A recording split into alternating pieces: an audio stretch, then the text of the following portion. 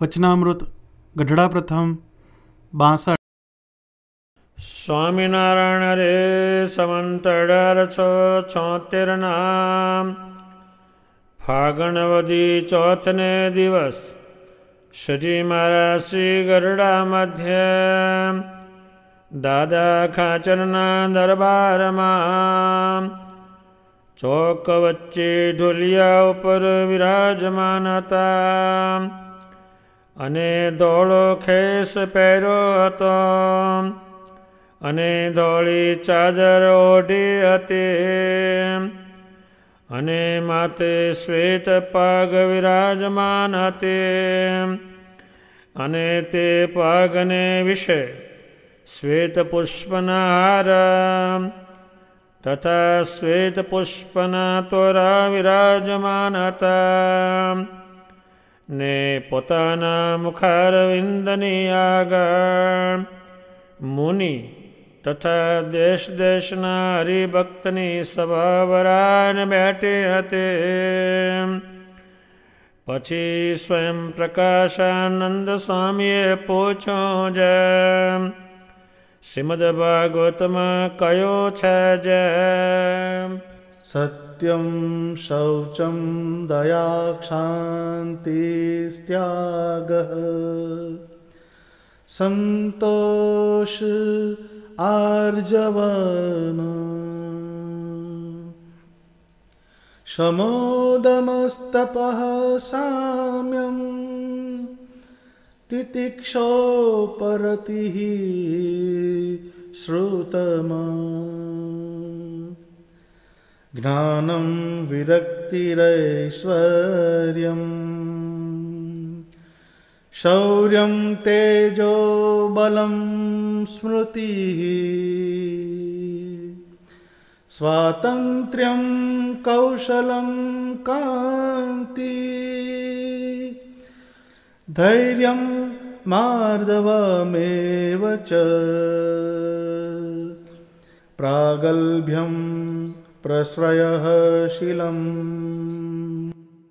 સહ ઓજો બલમ ભગઃ ગાંભીર્યમ સ્થૈર્યમાસ્તિક્યં કીર્તિર્માનો અનહં કૃતિઃ. એ જે 39 કલ્યાણકારી ગુણ તે ભગવાનના સ્વરૂપને વિશે નિરંતર છે, તે એ ગુણ સંતને વિશે કેવી રીતે આવે છે. પછી શ્રીજી મહારાજ બોલ્યા છે, એ ગુણ સંતમાં આવવાનું કારણ તો એ છે જે એને ભગવાનના સ્વરૂપનો યથાર્થ નિશ્ચય થાય તો એ કલ્યાણકારી ગુણ ભગવાનના છે તે સંતમાં આવે છે. તે નિશ્ચય કેવો હોય તો જે ભગવાનને કાળ જેવા ન જાણે, કર્મ જેવા ન જાણે, સ્વભાવ જેવા ન જાણે, માયા જેવા ન જાણે, પુરુષ જેવા ન જાણે અને સર્વ થકી ભગવાનને જુદા જાણે અને એ સર્વેના નિયંતા જાણે ને સર્વેના કરતા જાણે અને એ સર્વેને કરતા થકા પણ એ નિર્લેપ છે એમ ભગવાનને જાણે અને એવી રીતે જે પ્રત્યક્ષ ભગવાનના સ્વરૂપનો નિશ્ચય કર્યો છે તે કોઈ રીતે કરીને ડગે નહીં. તે ગમે તેવા તરે તરેના શાસ્ત્ર સાંભળે અને ગમે તેવા મતવાદીની વાત સાંભળે અને ગમે તેવા પોતાનું અંતઃકરણ કુતર્ક કરે, પણ કોઈ રીતે કરીને ભગવાનના સ્વરૂપમાં ડગમગાટ થાય નહીં. એવી જાતનો જેને ભગવાનના સ્વરૂપનો નિશ્ચય હોય તેને ભગવાનનો સંબંધ થયો કહેવાય. માટે જેને જે સંગાતે સંબંધ હોય તેના ગુણ તેમાં સહેજે આવે. જેમ આપણા નેત્ર છે તેને જ્યારે દીવા સંગાતે સંબંધ થાય છે ત્યારે તે દીવાનો પ્રકાશ નેત્રમાં આવે છે. તેણે કરીને નેત્ર આગળ અંધારો હોય તેનો નાશ થઈ જાય છે. તેમ જે ભગવાનના સ્વરૂપનો દ્રઢ નિશ્ચય કરીને સંબંધ થાય છે તેને વિશે ભગવાનના કલ્યાણકારી ગુણ આવે છે. પછી જેમ ભગવાન સર્વ પ્રકારે નિર્બંધ છે અને જે ચાહે તે કરવાને સમર્થ છે, તેમ એ ભક્ત પણ અતિશય સમર્થ થાય છે અને નિર્બંધ થાય છે. પછી નિર્વિકારાનંદ સ્વામીએ પૂછ્યું, જે નિશ્ચય હોય તોય પણ રૂડા ગુણ તો આવતા નથી, અને માન ને ઈર્ષા તો દિવસે દિવસે વધતા જાય છે, તેનું શું કારણ હશે? પછી શ્રીજી મહારાજ બોલ્યા, જે ભગવાન પાસે એક અમૃત લાવીએ અને શિંગડીઓ વચનાગ લાવીએ અને દૂધપાક ને સાકર લાવીએ અને અફીણ લાવીએ અને તે સર્વેને ભગવાનના થાળમાં ધરીએ, તો પણ જેનો જેવો ગુણ હોય તેનો તેવો ને તેવો જ રહે, પણ પલટાઈ જાય નહીં. તેમ જે જીવ આસુરી અને અતિ કુપાત્ર હોય તે ભગવાનને સમીપે આવે તોય પણ પોતાના સ્વભાવને મૂકે નહીં. પછી એ કોઈ ગરીબ હરિભક્તનો દ્રોહ કરે, તેણે કરીને એનું ભૂંડું થાય. શા માટે? જે ભગવાન સર્વમાં અંતર્યામી રૂપે કરીને રહ્યા છે, તે પોતાની ઈચ્છા આવે ત્યાં તેટલી સામર્થ્ય જણાવે છે. માટે તે ભક્તને અપમાને કરીને તે ભગવાનનું અપમાન થાય છે. ત્યારે તે અપમાનના કરનારાનું અતિશય ભૂંડું થઈ જાય છે. જેમ હિરણ્યકશિપુ હતો, તેણે ત્રિલોકી પોતાને વશ કરી રાખી હતી, એવો બળવાન હતો. પણ તેણે જો પ્રહલાદજીનો દ્રોહ કર્યો તો ભગવાન સ્તંભમાંથી નરસિંહ રૂપે પ્રગટ થઈને તે હિરણ્યકશિપુનો નાશ કરી નાખ્યો. એમ વિચારીને ભગવાનના ભક્ત હોય તેને અતિશય ગરીબપણું પકડવું, પણ કોઈનું અપમાન કરવું નહીં. કાજે ભગવાન તો ગરીબના અંતરને વિશે પણ વિરાજમાન રહ્યા છે. તે ગરીબના અપમાનના કરતલનું ભૂંડું કરી નાખે છે.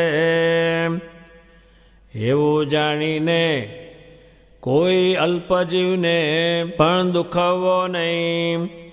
અને જો અહંકારને વશ થઈને જેને તેને દુખવતો ફરે તો ગર્વગંજન એવા જે ભગવાન તે અંતર્યામી રૂપે સર્વમાં વ્યાપક છે તે ખમી શકે નહીં. પછી ગમે તે દ્વારે પ્રગટ થઈને એ અભિમાની પુરુષના અભિમાનને સારી પેટે નાશ કરે છે. તે માટે તે ભગવાનથી ડરીને જે સાધુ હોય તેને લેશ માત્ર અભિમાન રાખવું નહીં.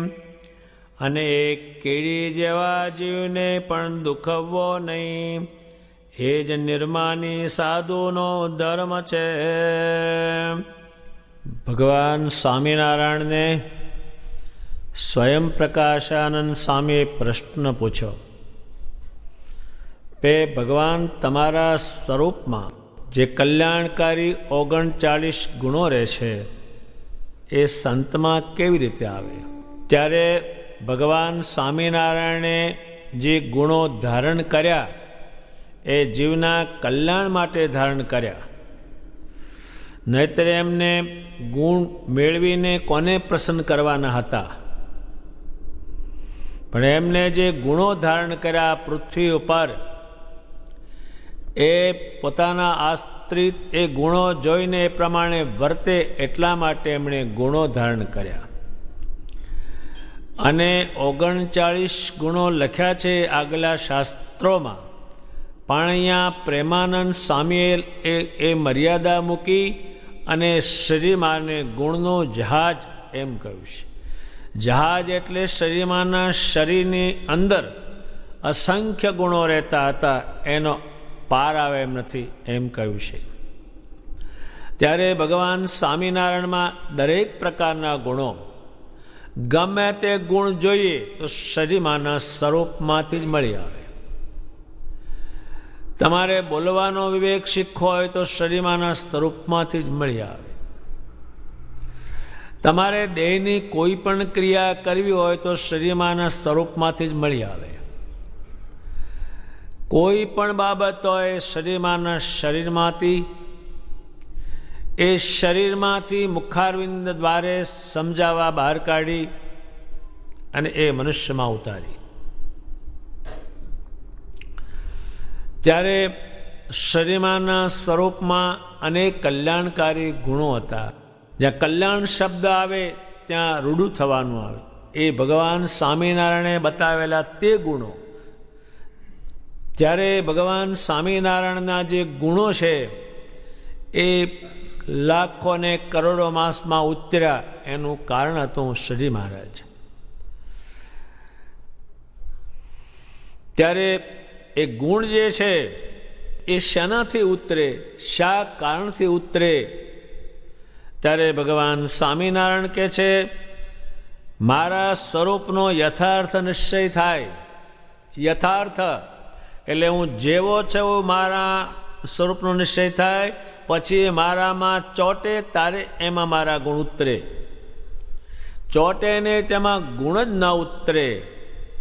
જેમ આપણે ખેતરમાં કશું વાવીએ પણ એ જમીનમાં ચોટે નહીં એ રોપેલું, તો એ જમીન એને રસ ચડાવતી નથી. અને જો ચોટે અને મૂળિયા એના જમીનાથી જોઈન્ટ થાય તો જમીન એને રસ ચડાવે છે. એમ ચોટે નહીં એટલે એમાં રસ ચડતો નથી, એનું એ કારણ છે. ત્યારે ભગવાનના સ્વરૂપના નિશ્ચય જેમને થયા એ ગુણિયલ કેવા થયા, એનું કારણ શ્રીજી મહારાજ છે. મોટા મોટા સંતો થયા, મોટા મોટા હરિભક્તો થયા, બાઈઓ થયા, બ્રહ્મચારી થયા, પાર્ષદો થયા, ગુણિયલ કેવા થયા, એના ગુણોનું વર્ણન કર્યું છે બહુ જ સંતોએ. ત્યારે હવે નિશ્ચય એને કરવાનો તે કેવી રીતે કરવાનો એ શ્રી મહારાજ સમજ પાડે. તો કે આ બ્રહ્માંડમાં જે કાળ છે બધાનો નાશ કરે છે એવો મને ન જાણે. હું તો અક્ષરધામમાં રહું છું, ત્યાંથી ગોઠવણીથી એ ચાલે છે, એ કામ હું નથી કરતો. કાળ જેવા ન જાણે. પછી આ બધું કર્મ જે ચાલે છે એવા મને ન જાણે, મેં તો ગોઠવણી કરી એના ઉપરથી ચાલે. ત્યારે આ જે બધા કર્મો છે, માણસ કરે છે, કર્મો કરે છે, જાત જાતના કરે છે. એ કર્મો જે છે એને કર્મ જે છે એ મેં ગોઠવણી કરાવી, એને કારણે ચાલે છે, પણ હું એ કરવા નથી જતો. ત્યારે સ્વભાવ જેવા ન જાણે. દરેકના સ્વભાવ હોય, ઝાડમાં ફળના સ્વભાવ હોય, માણસમાં સ્વભાવ હોય, પશુમાં સ્વભાવ હોય, એ ગોઠવણી પ્રમાણે થાય છે. ત્યારે એ ભગવાન સ્વામિનારાયણને આને કરતા ન જાણે, એ તો અક્ષરધામ મારેની ગોઠવણી કરે, એનાથી આ બધું ચાલ્યા કરે. ત્યારે અને આ માયા જે છે એના જે આ બધું જે માયા છે, માયા એટલે મારું મારું કરે છે, એ મેં એની ગોઠવણીથી કરે છે મારું, નહીતર એ મારું કોઈ ન કરે. છે નહીં મારું મારું કરે. કોઈનું આ બ્રહ્માંડમાં કંઈ છે નહીં મારું મારું કરે, એની ગોઠવણી કરી છે, એટલે આ સૃષ્ટિ ચાલે છે. ત્યારે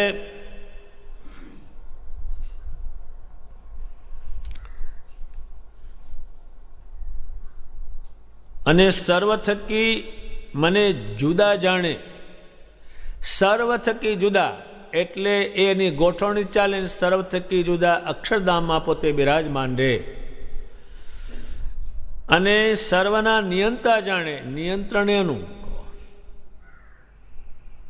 સર્વેના નિયંતા જાણે. નિયંતા એટલે એ કે એમ જ થાય.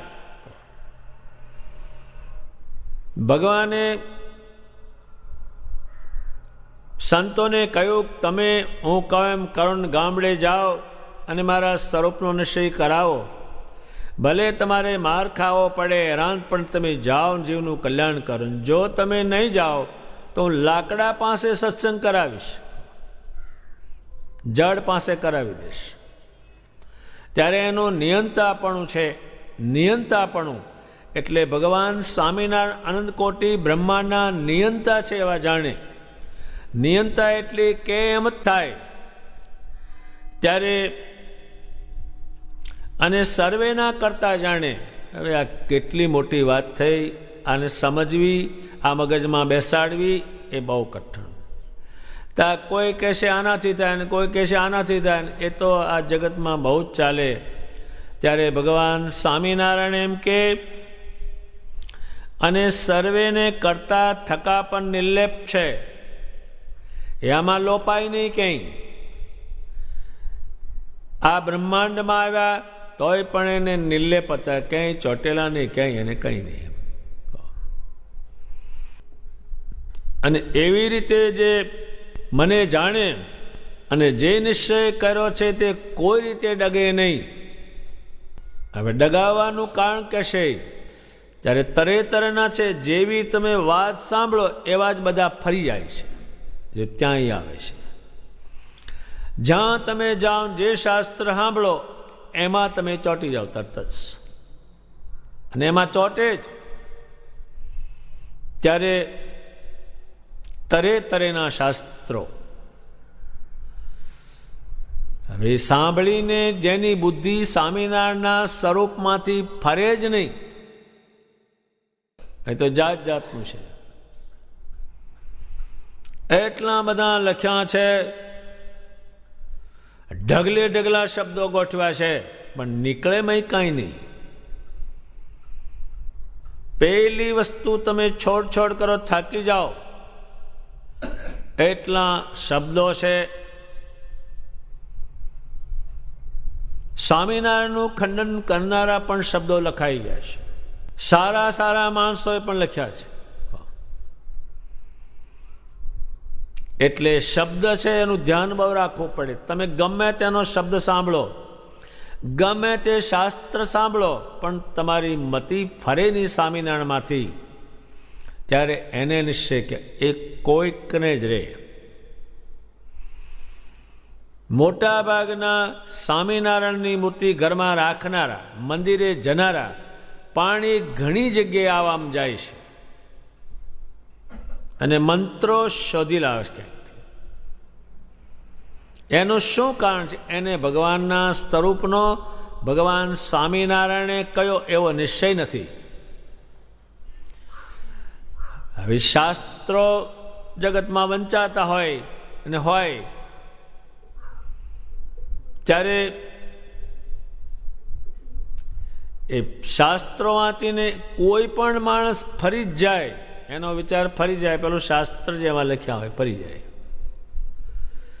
ત્યારે તરે તરેના છે. એક જાતનું જો શાસ્ત્ર હોય ને એક જ જાતનું હોય તો ફરવાનું કોઈ કારણ નથી. પણ તરે તરેના જુદા જુદા એટલા બધા લોકોએ લખ્યા છે. બેઠા બેઠા ઘસ ઘસ જ કર્યા, બીજો કશો વિચાર નથી કર્યો.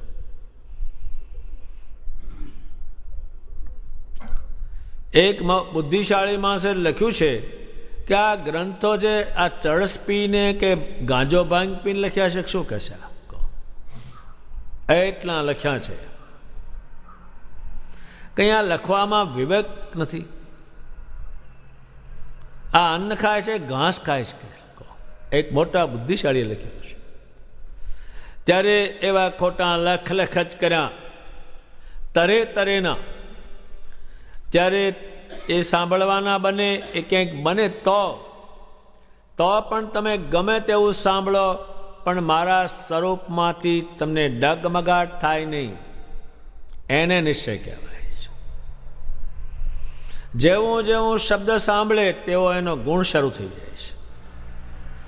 એ જેનો જેનો સંબંધ થાય એનો ગુણ શરૂ થઈ જાય છે. એટલે ભગવાન સ્વામિનારાયણે એ શાસ્ત્ર જે છે એની સામે એટલા બધા સતશાસ્ત્ર કર્યા, અર્થવાળા કર્યા, એટલા વર્ણાશ્રમના ધર્મ કયા, સ્ત્રીઓના ધર્મો કયા.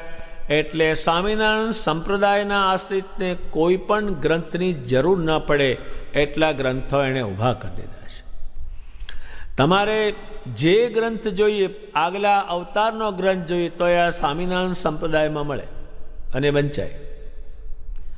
ત્યારે ભગવાનના કોઈ પણ અવતારના ગ્રંથો આ સ્વામિનારાયણ સંપ્રદાયમાં શ્રીમાનની આજ્ઞાથી નંદ સંતોએ અર્થ સહિત લખેલા છે. એટલે સ્વામિનારાયણ સંપ્રદાયના આશ્રિતને એક પણ ગ્રંથ, એક પણ મંત્ર લાવવો ના પડે એટલી ચોકસાઈ કરી છે. જો એને સંપ્રદાય બાંધ્યો ને પછી બીજે જવાનું થાય તો એટલું અપૂર્ણતા છે. પણ માણસમાં પૂર્ણતા છે. એટલે એને જવું પડે ને તેને કંઈ જવું જ ના પડે. જેમ અમેરિકામાં મોટા સ્ટોર હોય છે તે રવિવારે જ એમને વખત હોય. હવે એ ક્યાં ફરવા જાય, અઠવાડિયામાં એક જ દિવસ એને છૂટ ન મળે, તો એક જ એવો સ્ટોર હોય એમાં બધું મળે, એક ફક્ત મા અને બાપ ન મળે.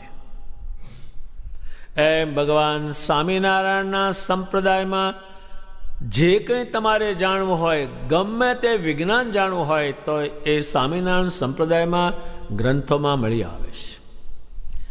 પણ છતાંય કંઈ તમે વાંચ્યું ને સાંભળ્યું તો એ શબ્દો છે એને જતા કરવાના, સ્વામિનારાયણ ભગવાનને જતા નહીં કરવાના. ત્યારે મોટા ભાગના માણસોને આ એક વાંધો છે મોટો. એટલે તરે તરેના શાસ્ત્રો તમે સાંભળો તોય પણ તમારું મન સ્વામિનારાયણના આકાર વગર ફરે નહીં. શ્રી કૃષ્ણ ભગવાને પણ કહ્યું છે, એ અર્જુન, તું મને પૂજનારો થા અને તારી જે માન્યતા છે એ છોડી દે. તે બધી માણસનું માનેલું છે, હું પરમેશ્વર મારું માન. અને જો મારું નહીં માન તો હેરાન થઈ જવાનું છે. ત્યારે અર્જુનનું જે રક્ષણ થયું એનું કારણ હતું ભગવાન શ્રી કૃષ્ણજી. ત્યારે ભગવાન સ્વામિનારાયણનું જે સ્વરૂપ આ પૃથ્વી પર આવ્યું, એ સ્વરૂપને કરોડો માણસોએ પૂજેલ છે, એની ઉપાસના કરેલ છે. અને એ સ્વરૂપો એમણે આ પૃથ્વી પર પણ પધરાવ્યા અને ઘેર ઘેર સૌ પૂજી શકે એને માટે ભગવાને પોતાના સ્વરૂપની છાપો કરાવી. ત્યારે તરે તરેનું છે. અહીંયા મંત્રો તરે તરેના છે. ગોપાળાનંદ સ્વામીએ વિચાર કર્યો, કોકને કઈ ઉપાધિ આવે તો બીજે જાય છે, તમે આમ કરો, આ મંત્ર જપો. તો આપણા સત્સંગીને કઈ ઉપાધિ આવે તો એ શું કરે? પછી ગોપાળાનંદ સ્વામીએ મહાપૂજા ઊભી કરી. મહાપૂજામાં ભગવાન સ્વામિનારાયણ અને સર્વે અવતારો એની રચના કરી અને ભગવાન સ્વામિનારાયણના સંબંધવાળા જે સંત હરિભક્તો હતા એ પણ એમાં ગોઠવ્યા અને એને મહાપૂજા કરાવી. એટલે તમામ જે આખું બ્રહ્માંડ છે, અનંત બ્રહ્માંડની શક્તિ એને મહાપૂજામાં ઉતારી. ત્યારે આ જાય જ કંઈ ન હોય. એટલે કંઈ દુઃખ આવે એટલે માણસ એ દુઃખમાંથી નીકળવા માટે જે કે તેમ કરે.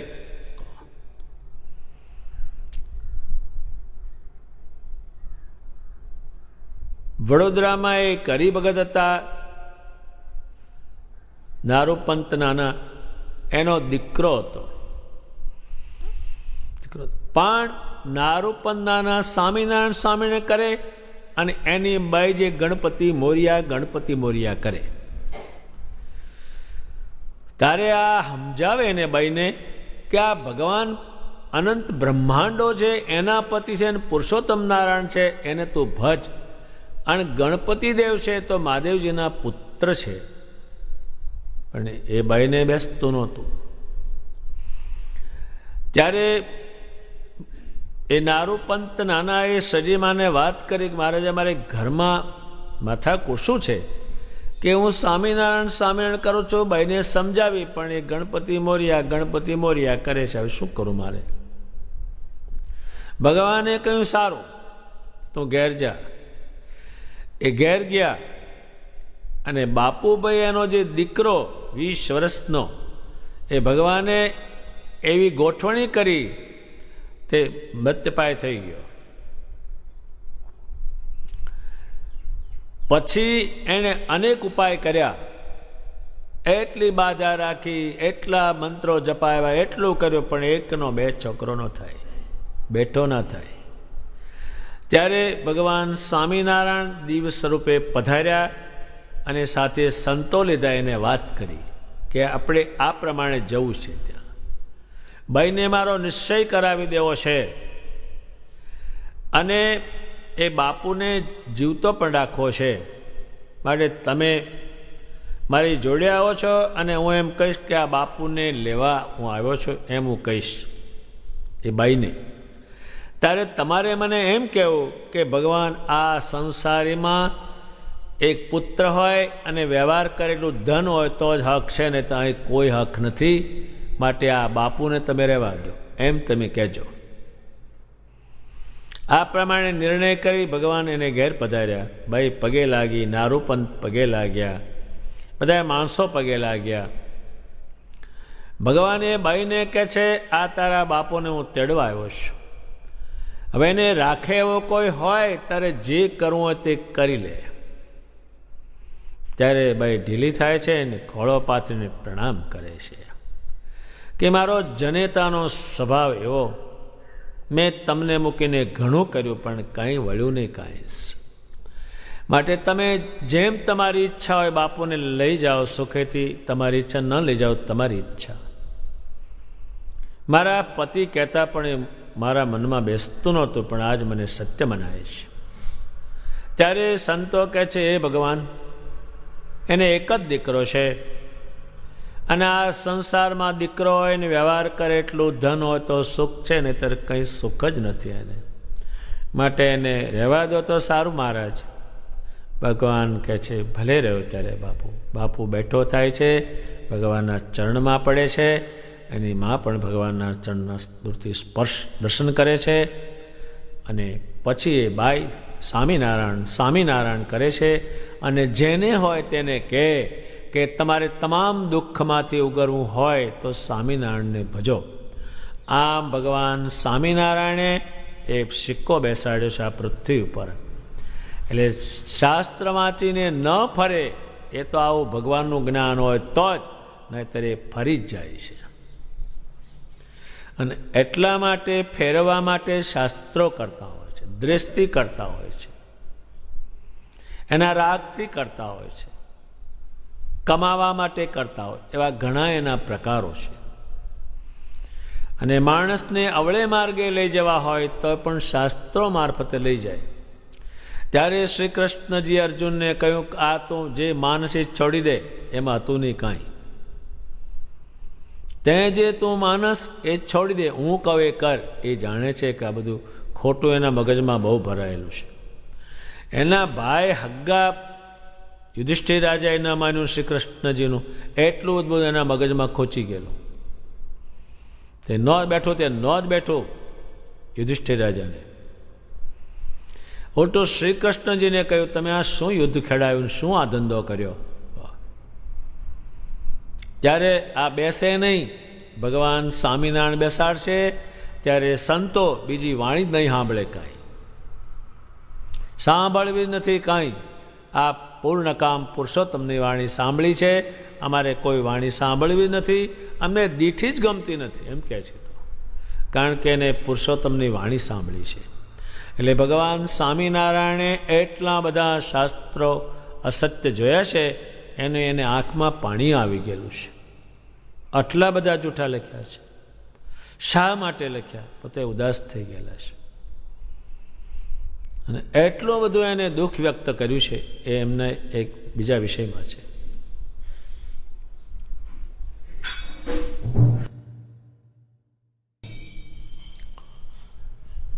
શ્રીજી મહારાજે તરેના શાસ્ત્રો છે, એ ગમે એટલા તમે વાંચો, ગમે તેના લખેલા હોય, પણ સ્વામિનારાયણ ભગવાનનું જે સ્વરૂપ એનો દ્રઢ સંબંધ રાખે, એનું નામ સંબંધ થયો કહેવાય.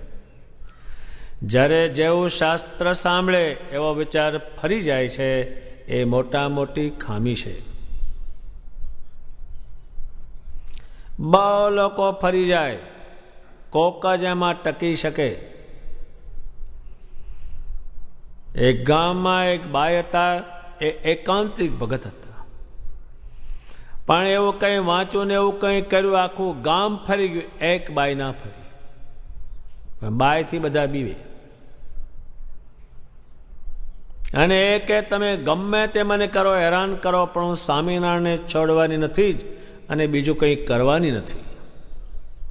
પણ બાઈથી બધા બીવે. શું છે? ભગવાન સ્વામિનારાયણનો આશ્રયને દ્રઢ રાખ, આખું ગામ ફરી. ત્યારે ફરી જ જાય. અને એમાં લાલચો બહુ હોય લખાણોમાં.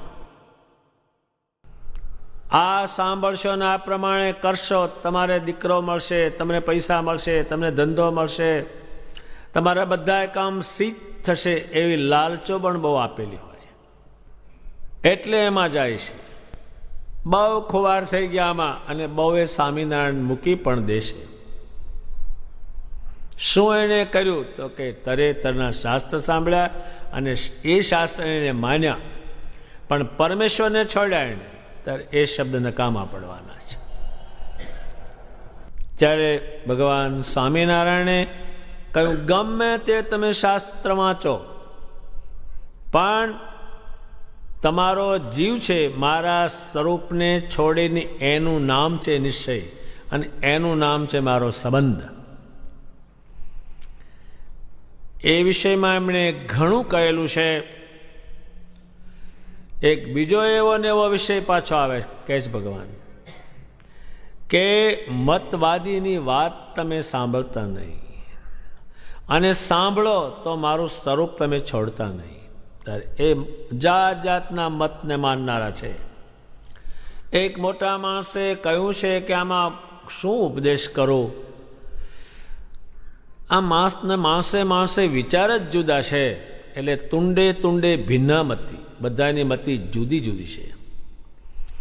જેનું તમે ટુંડાનું સાંભળો, તમારી મતી એવી જ પછી થઈ જાય. જેટલા નબળા થયા એ નબળાના સંગે કે નબળા થયા, જેટલા સારા થયા એ સારાના સંગે કરીને એ સંગની અસર બહુ થાય. અત્યારે ધોળું બાસતા જેવું કપડું હોય, પણ કાળા કલરનો જો એને મેળ થાય તો કાળું થઈ જાય, પછી ચડતું નથી બીજો કલર. એ મત અને વાદ, જાત જાતના મત અને જાત જાતના વાદ, એના વિચારો.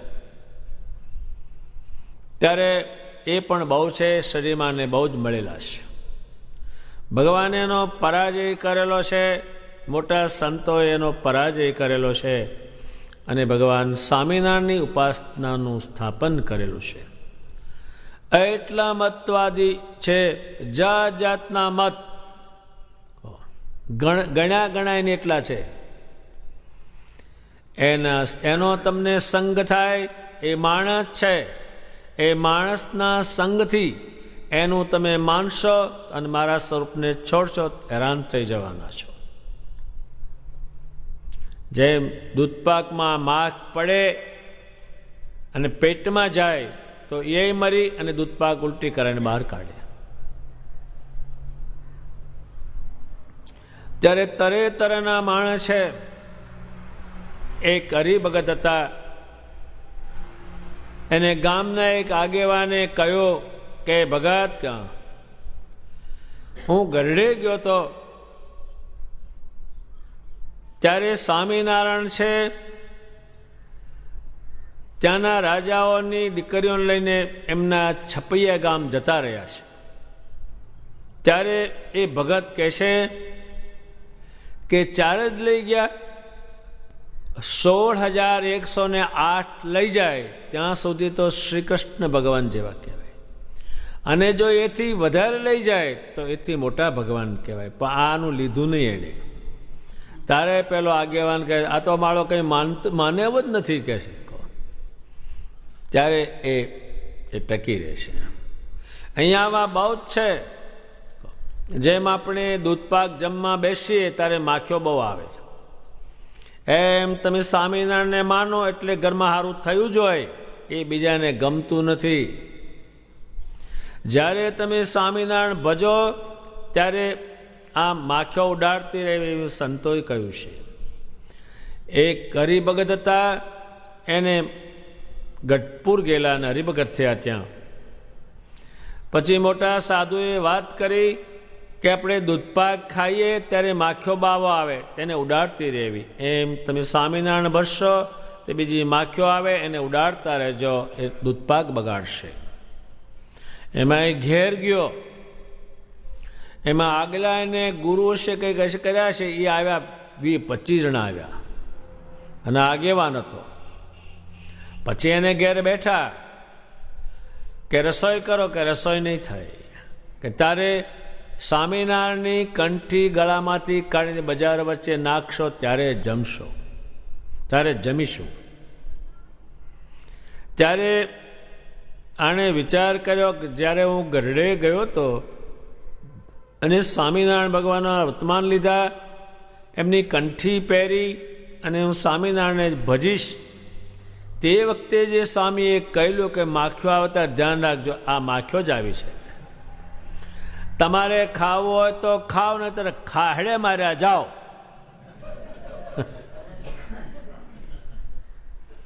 એક કંઠી ડોકમાંથી બજારમાં પડવાની નથી.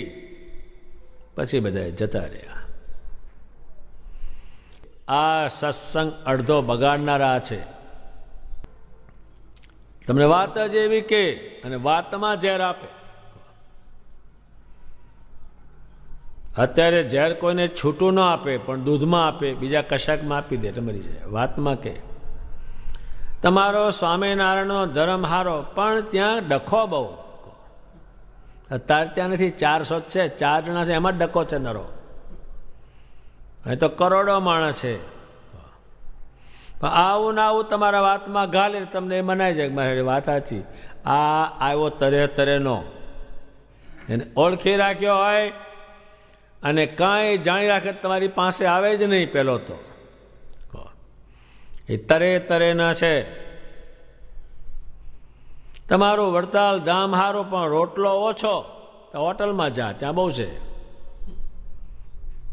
એટલે રોટલા ખાવાનો ધર્મ છે, એ તો હોટલમાં મળે. આ તો ભગવાનને પ્રસન્ન કરવાનું સ્થાન છે. તારે લઈને આવવાનું છે, તારે પેલું કંઈક ને કંઈક તમને ગાલે. પણ આવડું જ તમને કે, પણ આમ મીઠું કે એને મીઠું પોઈઝન કહે છે. એ મતવાદીની વાત સાંભળે ત્યારે પણ સ્વામિનારાયણના સ્વરૂપનો નિશ્ચયમાંથી ડગમગાટ થાય નહીં. ડાગમગ હલતું થયું એટલે પડતું જ થયું. એ ત્યારે એ જ્યારે જ્યારે આવા મળે ત્યારે તમારે ધ્યાન રાખવાનું. એટલે ફેર તમને કે એને તીખા બાણ જેવું મારી દેવાનું વચન. તમે આવશો જ નહીં. કરોડો માણસ જેને ભજે તેનું વાંકો બોલો, તેના સ્થાનનું વાંકો બોલો. તમે શી નાતના છો? કયા સંસ્કારના છો?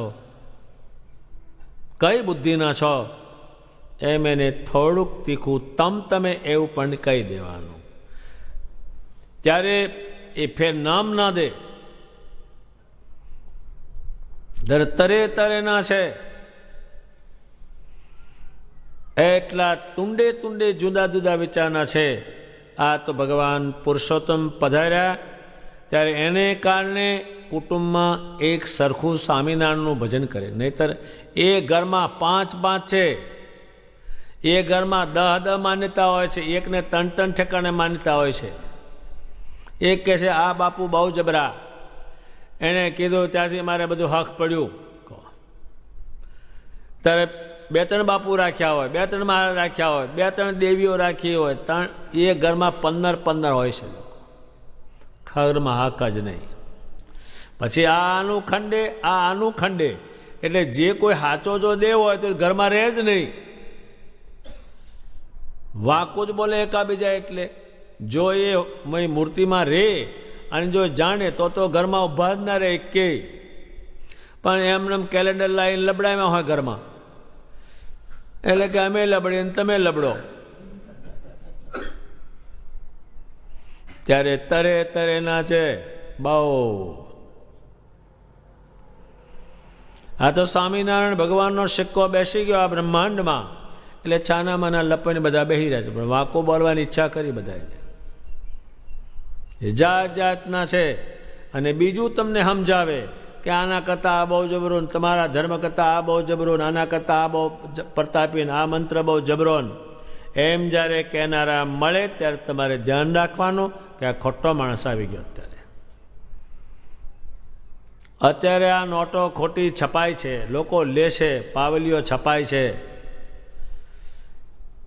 અને બધા લે છે, પણ ખબર નહીં એટલે શું કરે? ખબર કોને પડે? એ સ્ટેટ બેંકનો જે મેનેજર હોય એ આમ જો એને ખબર પડે તરત કાતર મૂકે ત્યાં જ, અને એને ત્યાં જ જાલી લે. અને આ બકાલો વેચતા ડુંગળી ગાંઠિયા, એને શું ખબર આની? લો હોનો ટુકડો, હોનો શું 1 પૈસાનો નથી, 2 પૈસાનો. એ મતવાદીની વાત સાંભળે અને ભગવાનના સ્વરૂપમાંથી છૂટે નહીં, એને સંબંધ કહેવાય છે. પેલો છૂટી જાય. ધ્યાન રાખવાની વસ્તુ કે વળી પાછા ભગવાન કહે છે પોતાનું અંતઃકરણ એ કુતર્ક કરે, એ પણ છે. એટલે મન કુતર્ક કરે આ ભગવાન નહીં હોય. બુદ્ધિ કુતર્ક કરે કે આવું હોય તો આવું શું કામ કરે. ચિત્ત કુતર્ક કરે આપણે ભજન કરી નથી કરવું, કંઈ ચોટું નથી એમાં. અહંકાર કુતર્ક કરે કે આ ભગવાન ભજન શું કાઢવાનું, હવે ભજવા જ નથી. ત્યારે આ કુતર્ક કરે તોય એને કહેવું કે એ મન બુદ્ધિ સાની મની બેસી રહે, આ પુરુષોત્તમ મળ્યા છે ત્યારે કલ્યાણ થશે, તું રહેવા દે ડખો કર્યા વગરની. એ પણ અંદર કરે પાછી ડખો. એ પણ ઘણાએ મૂક્યું છે કે પહેલાં હું વડતાલને માનતો, હવે મેં બંધ કર્યું છે. એક મુંબઈનો મોટો માણસ ગણાય અને દર પૂનમે આવે, મોટલને બધે ફરે, બહુ જ માની હતો. મને બધાએ માનો, હું બધાને ન માનું. આમ ફરે, પણ એટલા માટે ફરે મને માનો, હું કેવો જબરો છું, ફરું છું ને કેવો છું. હા માને ન માને. જેને પગે લાગવા જાય એને ન માને, અને એનું કંઈક એને બંધ ન બેઠ કે આ તો ખોટા છે, આ તો ખોટા છે. તે એમ કરીને એ સ્વામિનારાયણ સંપ્રદાયમાંથી નીકળી ગયો અને હલકી વસ્તુ લાવ્યો, હાવ જે આપણો સામાન્યમાં સામાન સત્સંગી ન માને એવું લાવ્યો. હેરાન થઈ ગયો અને જોવાલાયક ન રહ્યો. શું થયું? તો કે એનો જે મનનો કુતર્ક એને નડ્યો. બોલે બધાની આગળ કે હું વડતાલને નથી માનતો. તો વડતાલને તું નથી માનતો તો તને કોણ માને? એ તો વિચાર કરે. ત્યારે એ બધા કુતર્કો છે અને હેરાન થઈ જવાય કુતર્કમાં. એટલે મનને, બુદ્ધિને, ચિત્તને, અહંકારને કહ્યું છાનામાના બેસી રહો અને હકડ ડખડ કરશો જ નહીં મારામાં કંઈ. છાનામાના સ્વામિનારાયણ ભજો એમ આપણા અંદર પણ એ નિર્ણય લેવાનો ને ત્યાં ડગમગાવી દે. એ 3 વજ્જર જેવા છે, ફેરવી નાખે ગમે તેને. એ પોત ઘણા જ કહે છે ને, પહેલાં હું સ્વામિનારાયણને માનતો, હવે નથી માનતો. એના મને કુતર્ક કંઈ કરાયું. કુતર્ક, કુ એટલે કામનો નહીં એવો તર્ક કર્યો આમાં. અત્યારે કોઈ કહે હું અનાજ મારે ઘરમાં બેઠા હોય, નિહાય કંઈક અનાજ નથી ખાવું, હવે બસ આરામ છે, કંઈક એને થયું કુતર્ક એટલે એને ખાધું નહીં. પણ એ ચાલવાનું નથી, એ શરીર લબડી પડવાનું છે. એમ આ કુતર્ક એને નુકસાન બહુ કરે, બહુ લોકોને નુકસાન કર્યો છે. એટલે ભગવાને એનો ઉલ્લેખ કર્યો છે. ત્યારે સ્વામિનારાયણ ભગવાનમાં કોઈ રીતે ડગમગાટ એ નિશ્ચય હલે જ નહીં જીવમાંથી, એમનેમ ચોટ્યો રહે. એ ડાગમાગ થયું એટલે હવે પડવાનું જ છે. એક ધરતીકંપ વખતે એક મકાન આમ ડગમગ્યું, ત્યાં આમ સહેજ ત્રાહું થયું, એની પડખે કોઈ હોતું નથી હજુ. પડે તો ડગમગી ગયું છે. એમ ડગમગ થાય. ઘડીક સ્વામિનારાયણને માને, ઘડીક ન માને. પેલાનું સાંભળીને ન માને, કુતર્કા થાય તો ન માને. એટલે આને ડગમગાટ થવા દેવો નહીં. એવી જાતનો જેને ભગવાન સ્વામિનારાયણ સ્વરૂપનો નિશ્ચય હોય તેને ભગવાનનો સંબંધ થયો કહેવાય. તારે ગુણો ભગવાનમાં જ છે, હિમાણામાં છે જ નહીં. તો નગુણ હશે. ત્યારે ભગવાન સ્વામિનારાયણ સંબંધ થયાને એક દ્રષ્ટાંત આપે છે પોતે, જે અતિ અલૌકિક છે. જે દ્રષ્ટાંત કોઈને કહેતા જ ન આવડે એ પોતે કહે છે. એ કહે છે કે દીવો હોય, એ દીવા સંગાથે આંખને સંબંધ થાય તો દીવાનો જે પ્રકાશ છે તે આંખમાં આવે છે અને અંધારું દૂર થાય છે. એમ દીવાની જગ્યાએ હું છું અને તમે મારી સાથે આંખ જોડશો તો મારો પ્રકાશ તમારામાં આવશે અને તમે દેખી શકશો. એમ તમે મારી સાથે સંબંધ કરશો, આંખનો મારી સાથે સંબંધ કરશો એટલે મારા ગુણ તમારામાં ઉતરી જશે. ત્યારે ભગવાન સ્વામિનારાયણે લાખો માણસ ભાઈમાં જે પોતાના ગુણ ઉતાર્યા એનું કારણનો સંબંધ થયો, ત્યારે ઉતર્યા. સંબંધ ન થાય તો ગુણ જ ન ઉતરે. હવે આંખ લાઈટ દીવો હોય પણ આંખ બંધ કરે તો એ શી રીતે પ્રકાશ આવે? દીવાની જગ્યાએ ભગવાન સ્વામિનારાયણ અને આંખ જોઈન્ટ કરનાર એમના સ્વરૂપને માનનાર, તો દીવાનો જે પ્રકાશ છે એ આંખમાં આવે, અંધારો દૂર થાય છે. એમ સ્વામિનારાયણ ભગવાનના સ્વરૂપમાં જ્યારે નિષ્ઠા થાય ત્યારે એના ગુણ જે છે એ માસમાં ઉતરે. અને જો આંખ દીવો જ ના હોય તો એ અંધકાર જવાનો જ ક્યાંથી છે? ભગવાન સ્વામિનારાયણે 1000 વખત સંતોએ ગાયું છે કે તમે આવતા માયાનો અંધકાર ગયું, અજ્ઞાનનો અંધકાર ગયું. એ અંધારો જવાનું કારણ ભગવાન સ્વામિનારાયણ છે. ત્યારે અધર્મ રૂપે અંધારો ટાળી, કોઈને હોજ જ નહોતી પડતી કાંઈ. મથ્યા બહુ બિચારા પણ કશે હોજ જ ન પડે. ત્યારે ભગવાન સ્વામિનારાયણ છે દીવાની જગ્યાએ છે અને આપણી આંખ એમાં જોઈન્ટ કરી એટલે એનો પ્રકાશ આપણામાં આવે. તેમ ભગવાન સ્વામિનારાયણનો સંબંધ થાય તો એમના ગુણો આપણામાં ઉતરે. જે આપણે અત્યારે સંતોની બાઈઓની, ભાઈઓની, પરમહંસોની, પાર્ષદોની જે પ્રશંસા કરીએ છીએ એનું કારણ સજીમાનો સંબંધ થયો છે, એટલે ગુણ આવ્યો છે. આ જીવબાને લાખો બાઈ માને છે, એનું શું કારણ છે કે એનામાં કલ્યાણકારી ગુણો આવી ગયા છે. ત્યારે દીવાની જગ્યાએ ભગવાન સ્વામિનારાયણ અત્યારે ગમે તેવો હોય પણ સ્વામિનારાયણનો થોડોક સંબંધ આવે, થોડો ગુણ તો આવી જ જાય છે, થોડોક એ ગુણ આવી જાય છે. અને આ ભગવાને બતાવેલો હોય એવો હોય તો એને બહુ જ એમાં ગુણ ઉતરે. ત્યારે ભગવાનના સ્વરૂપનો દૃઢ નિશ્ચય આવો થાય, તેમાં ભગવાનના કલ્યાણકારી ગુણ ઉતરી રહે. ભગવાને જે ગુણ રાખ્યા છે એ આ જીવના કલ્યાણ માટે રાખ્યા છે, એમાંથી બધાને ગુણ મળ્યા. એ ભગવાનનો સંબંધ થાય, એમણે કયો તેવો, ત્યારે તેમાં ગુણ ઉતરે છે. અને જેમ ભગવાન સર્વ પ્રકારે નિર્બંધ છે, એને કશો બંધન નહીં, અને ચાહે તે કરવાને સમર્થ, ચાહે તે જે ધારે તે કરી શકે. અને આ બ્રહ્માંડમાં કર્યું એમણે. ભગવાનના સ્વરૂપનો જેને સંબંધ થાય, ભગવાન સ્વામિનારાયણ કહે છે એ અતિશય સમર્થ થાય છે. સમર્થ એટલે એ જે ધારે તે કરી શકે. ગોપાળાનંદ સ્વામીએ જે ધારતા તે કરતા, એનું નામ સમર્થ કહેવાય. એ બને નહીં કોઈ નથી. ગોપાળાનંદ સ્વામી વડોદરામાં બિરાજતા હતા, તો ભગવાનને ધરાવેલો એક પ્રસાદ હતો, એ સરકારને ત્યાં મોકલ્યો. એ છોકરાએ ખાધો, એમાં સમાધિ થઈ ગઈ. પછી તો આખું રાજમંડળ વિચારે આ શું થયું કે ગોપાળાનંદ સ્વામીએ મોકલેલી પ્રસાદી ખાધી, એમાં આમ થયું. એટલે સ્વામીને ત્યાં તેડી લાવ્યા.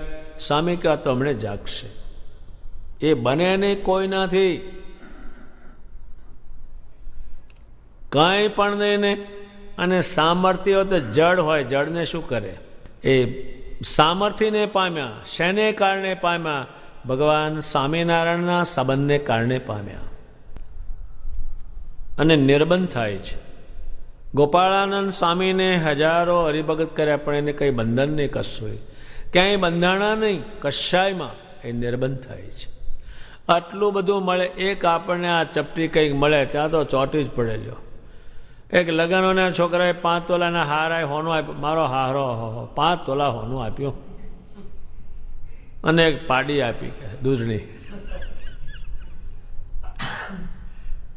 એટલું ચોટી જાય કશું હોય તો. આને કાંઈ પણ નહીં.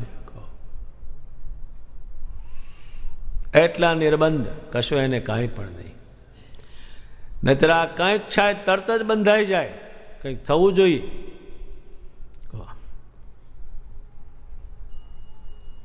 કાંઈ મળવું જોઈએ આને, તરત જ બંધન એનું છૂટે જ નહીં ને. એટલું બંધન થાય. બધા નિર્બંધો રહ્યા, કશું એને બંધન નહીં કાંઈ. એ ભગવાનના યોગથી જ થાય. નહીતર આ ચપટીકાને કંઈ હોય ને, કશું થાય તો તરત જ બંધાય છે. તરત જ કશું આને મળવું જોઈએ, પણ આને કાંઈ પણ નહીં ને. મોટા મોટા મંદિરો કર્યા, કેટલા એને માનનાર હશે, કેટલા પણ એને એ વસ્તુ જ નહીં કાંઈ.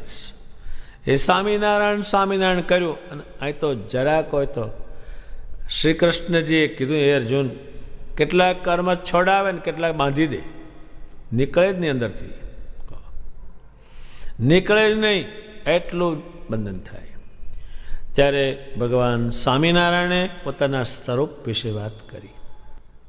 આ વચનામૃતમાં જે સ્વયં પ્રકાશાનંદ સ્વામીએ પ્રશ્ન પૂછ્યો છે એ ઘણો અલૌકિક છે. ભગવાને બહુ રીતે કલ્યાણકારી ગુણ ઉતારવાનું જે સાધન છે, એના કારણો છે, એ ભગવાને આ વચનામૃતમાં પૂરા સમજાવેલા છે. હવે બીજો એક સવાલ ઊભો થાય છે, એ ઘણો સમજવા જેવો છે, બહુ જ. એમાં નિર્વિકારાનંદ સ્વામીએ શરીમાને પૂછ્યું કે તમારા સ્વરૂપનો નિશ્ચય હોય તોય પણ રૂડા ગુણ કેમ આવતા નથી? અને ઈર્ષા દિવસે દિવસે વધતા જાય છે, માન બી વધતું જાય છે. અમને જ માને અને કોઈનું સારું ઈચ્છે જ નહીં, સારું કરીએ નહીં, એ કેમ એમ થાય છે? ત્યારે ભગવાન સ્વામિનારાયણ કહે છે, એ કહે છે કે મને તમે થાળ મૂકો અને એમાં એક અમૃત મૂકો, બીજો શિંગડીઓ વચનાગ મૂકો, દૂધપાક મૂકો, સાકર મૂકો, અફીણ મૂકો. એ સર્વેને ભગવાનના થાળમાં તમે મૂકો, પણ એકેનો ગુણ એમાં પલટાતો નથી, એવો ને એવો રહેશે. એમ મારો નિશ્ચય કરો, પણ તમારામાં જે અવળા ગુણ છે એ જો પલટાણા નથી, એમાં વાંધો છે. ત્યારે એમ આસુરી અને અતિ કુપાત્ર હોય એ ભગવાનની સમીપમાં જાય તો એનો સ્વભાવ છોડતો નથી અને પેલું આમ જોવે છે, એટલે એમાં બેળ બેસતો નથી. ત્યારે એક જે ભગવાને ગુણ બતાવ્યા, પણ એ આવે કોનામાં કે ભગવાનનો આવી રીતે સંબંધ થાય તેનામાં, પણ અસુર હોય એમાંય ન ઉતરે. રાવણમાં એક પણ ગુણ રામનો ન ઉતર્યો. અસુરો એને જોયેલા જ ખરા રામને. એની સ્ત્રી મંદોદરીએ કહ્યું, તમે રામ પાસે જાઓ અને સીતાને પાછી આપી દો, તમને રામ કંઈ ન કરે. તો કે બધી વાતો, પણ ત્યાં હું જવાનું નથી. ત્યારે એ સ્વભાવ મૂકતા નથી. ભગવાનની પાસે જાય પણ જઈને પેલો સ્વભાવ ભગવાનનો લેતા નથી અને એનો છોડતા નથી. એ વાંધો ઊભો થાય છે. ભગવાને જે ગુણ ધારણ કર્યા છે એ લેતા નથી, ત્યારે એ તો શેથી જાય? એ તો એના ગુણ, એનો સંબંધ ક્યારે થાય કે એના ગુણ તમે લો તો, પણ આનામાં જ અવગુણ ભર્યા છે એ જાય છે. અત્યારે મંદિરમાં કેટલા જાય ત્યારે શું કે આ પૂરી લખણવંતી છે, લ્યો અહીંયા આવી, એ પેલું કીધું એને. અને જે સારા થયા છે અને મંદિરમાં જાય છે એની પ્રશંસા કરે કે આ ભગવાનના ભગત બહુ સારા છે, દર્શન કરવા જેવા છે. ત્યારે પછી એ શું કરે? એ આસુરી લક્ષણો છે અને ભગવાનની ભેગો થયો, પણ એણે એના અવગુણ મૂક્યા નહીં અને ભગવાનના લીધા નહીં. પછી કોઈ હરિભગતનું અપમાન કરે, કારણ કે અસુર છે એટલે અવળું જ હોય બધું જ એનું. ત્યારે સ્વામિનારાયણ ભગવાન કહે છે, હે હરિભક્તો, કોઈ હરિભગતનું તમે અપમાન કરતા નહીં, એ મને નથી ગમતું, હું એમાં રહું જ છું. ત્યારે ભગવાનના ભગત છે એના અપમાને કરીને ભગવાનનું અપમાન થાય છે, એને મોટું પાપ લાગે છે.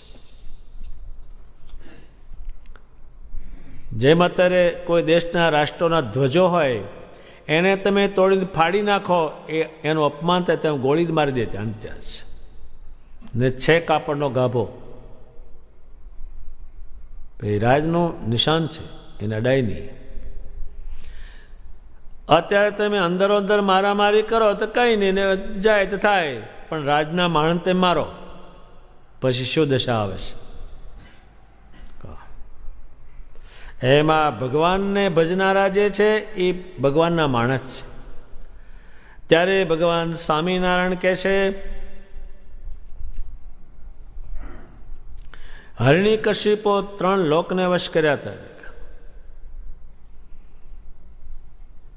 અને એનો જ પુત્ર હતો અને ભગવાનનું ભજન કરતો હતો. પ્રહલાદજી નારાયણ નારાયણ નારાયણ નારાયણ કરતો હતો.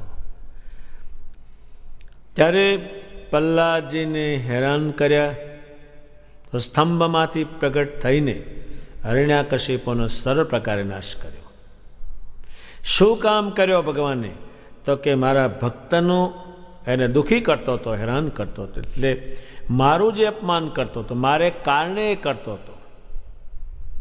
જો એ મારું નામ ન લેતો હોત તો એને કંઈ કરવાનો હતો જ નહીં. એ નાશ કરો. એમ ભગવાન છે, ગર્વગંજન છે, એટલે ગમે તે માણસ પરમેશ્વરના ભગતનું અપમાન કરે તો સર્વ ભગવાન જે વ્યાપક છે એ શક્તિ બહાર કાઢીને એનો સારી પેટ નાશ કરે. આ સંપ્રદાયમાં જેણે જેણે ભગવાનના ભગતને હેરાન કર્યા એ બધા દુઃખી થઈને નાશ પામે. કે મેં તો જીવડા પડેલા છે. ત્યારે એ જો આપણે સ્વભાવ છોડીએ નહીં અને ભગવાનના લઈએ નહીં તો આસુરી ગુણ એ તો છે, એટલે એ હમું ન થાય. ભગવાનના થાળ એ કેટલું સમજાવ્યું ને વિજ્ઞાનથી ભગવાને કે મારા થાળમાં તમે આ બધું મૂકો, પણ એનો એકેનો સ્વભાવ ફરે નહીં. દૂધપાકનો દૂધપાકનો રહે, સાકરનો સાકરનો રહે, અફીણનો અફીણનો રહે, પણ ગુણ પલટાય નહીં. કારણ કે એના અવગુણ સોતો મને ભજે છે અને અવગુણ હોતો મારી પાસે આવે છે અને એના કાઢતો નથી ને મારા લેતો નથી. ત્યારે ભગવાન સ્વામિનારાયણે એમ સમજાયું બધાને કે તમે જે અવળા ગુણ ભેગા કર્યા છે એને તમે એક પર કાઢી નાખો, એને તો જ મારા ગુણ ઉતરશે, નહીંતર નહીં ઉતરે. એમ બધું કઢાવીને પછી સંતોએ સ્વામિનારાયણ પધરાવ્યા આત્માની અંદર. એમ ભગવાન સ્વામિનારાયણ કહે છે કે સંતો તમે લેશ માત્ર અભિમાન રાખશો નહીં કશાયનું. અભિમાન એટલે જે કંઈ તમારામાં ગુણ હોય, જે કંઈ હોય એ તમે એને આગળ ધરતા નહીં. અને કીડી જેવા જીવને પણ તમારે દુઃખવો નહીં, કોઈને દુઃખવાનું નહીં કરતા. ત્યારે જેણે જેણે ભગવાન સ્વામિનારાયણના ભગતનું અપમાન કર્યું છે એનો સર્વ પ્રકારે કુટુંબે સહિત પણ નાશ થઈ ગયેલો છે. એ ભગવાનના ભગતના અપમાને કરીને ભગવાનનું અપમાન થાય છે. જેમ રાજ્યના માણસનું અપમાન કરવાથી રાજ્યનું અપમાન થાય, સહન ન કરી લે બિલકુલ જ. તમે જે પ્રજા અથડાય હા મામી એ સરકારને કાંઈ નહીં, એના માથે ન અડાય તો વાંધો પડે. રાશન જ ચલાવવાનું, એ કલ્યાણ શેનાથી કરવાનું, તો પછી ચાલવા કેમ દે. એટલે જે ભગવાનના ભગત થયા એનું ભગવાન સ્વામિનારાયણે બહુ રીતે રક્ષણ કરેલું છે, એક રીતે નહીં. ઘરમાં છોકરો ભસતો હોય અને એની મા નિંદા કરતી હોય તો એને જમાવેલા છે, એટલે એનો પક્ષ બહુ રાખેલો છે. એટલે ભગવાન સ્વામિનારાયણે કહ્યું કે તમે તમારા જે અવળા ગુણ છે એ છોડી અને પછી મારી પાસે આવજો, અને પછી મારા ગુણ તમારામાં તો પણ તમારા ઠસોઠસ ભર્યા હોય અવગુણ, પછી એમાં મારા ગુણ ઉતરે છે એના આધારે. એ વાત ભગવાન સ્વામિનારાયણે ઘણી વિસ્તારપૂર્વક, ઘણી સમજપૂર્વક એને માં હિરણ્યકશ્યપુનું દૃષ્ટાંત આપ્યું. એ પ્રહલાદ ભગવાનના ભગત થયા એને કારણે હિરણ્યકશ્યપુનો સારી પેટ નાશ કર્યો અને એના તમામ પરિવારનો પણ નાશ કર્યો અને પ્રહલાદને કહ્યું રક્ષણ કર્યું.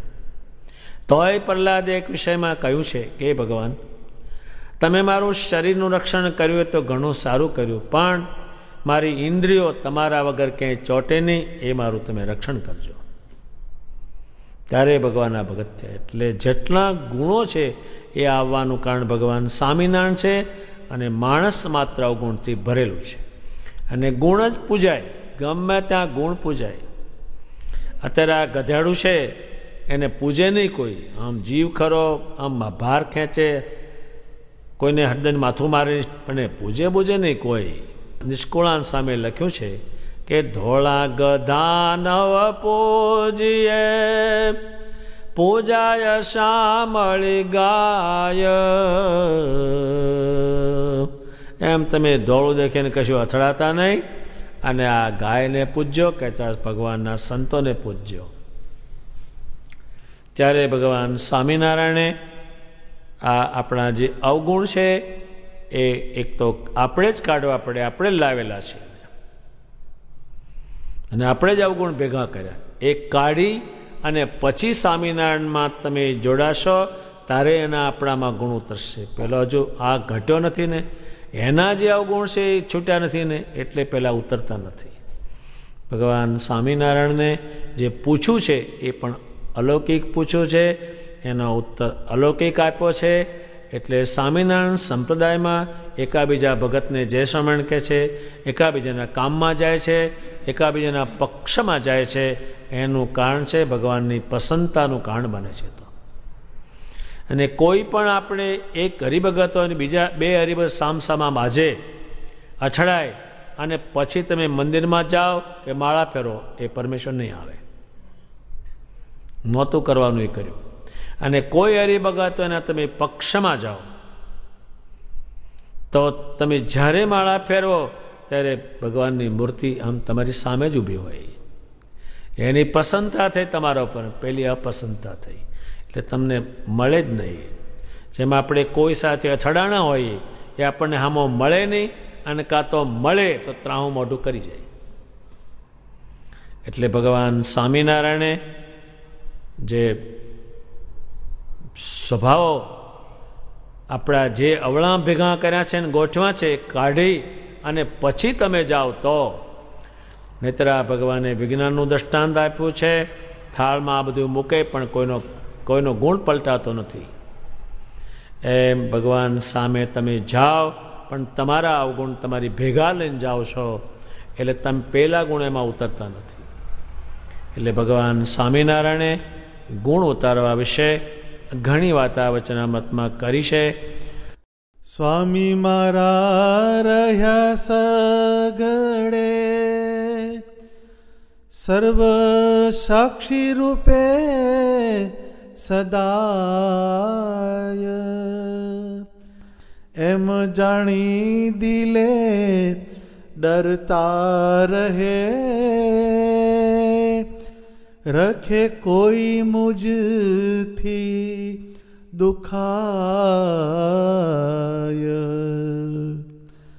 અંતરજામી સ્વામી સૌમાં રહી, દેખે છે મારા દલની. શું હું સંતાડું સંકલ્પને, એ જાણે છે પડ પડની. એમ ભક્ત ભગવાનને ભાડે સહુમાં ભરપૂર, જેથી દુખાય કોણ દિલમાં, જેને એવું વર્તે છે ઉર. તે કોણ સાથે કપટ કરે, કોણ સાથે વળી વર્તે છડે. કહો કોણનો એ દ્રોહ કરે, જે જાણે છે સ્વામીને સઘળે. સ્વામી મારા રહ્યા સઘળે સર્વ સાક્ષી રૂપે સદાય, એમ જાણી દિલે ડરતા રહે, રખે કોઈ મુજથી દુખાય. ભગવાન સ્વામિનારાયણે કહ્યું, હે સંતો, તમે ગામડે વિચરણ કરો ત્યારે અજ્ઞાની જીવનું તમે જોઈને કાંઈ અવળો સંકલ્પ કરતા નહીં. તમને કોઈ મારે તાડન કરે તો પણ તમે સંકલ્પ કરશો કે ભગવાન આને સારો ભક્ત કરો, એવો સંકલ્પ કરજો તો એને ભક્ત કરી દઈશ. પણ તમે અવળો સંકલ્પ કરશો પછી હું શું કરીશ? તે તમે શુભ સંકલ્પ કરજો. એટલે સંતોને માર્યા, હેરાન કર્યા, દુઃખી કર્યા, એનો પણ શુભ સંકલ્પ એમણે કરેલો હતો. આટલા તો એ પવિત્ર અને એટલા ગુણિયલ હતા, અને એમના તમામ અવગુણો કાઢીને પુરુષોત્તમના ગુણો એમને ધારણ કર્યા હતા. એને કારણે આજ આપણે જે ગુણવાન બન્યા તેને આ સત્સંગમાં અને યાદ કરે છે, અને આ બ્રહ્માંડ રહેશે ત્યાં સુધી એને યાદ કરશે. એ ગુણનો મોટો મહિમા છે. આ પ્રમાણે ગરડા પ્રથમ પ્રકરણનું 62મું વચનામૃત પૂરું થયું. સહજાનંદ સ્વામી મહારાજની જય.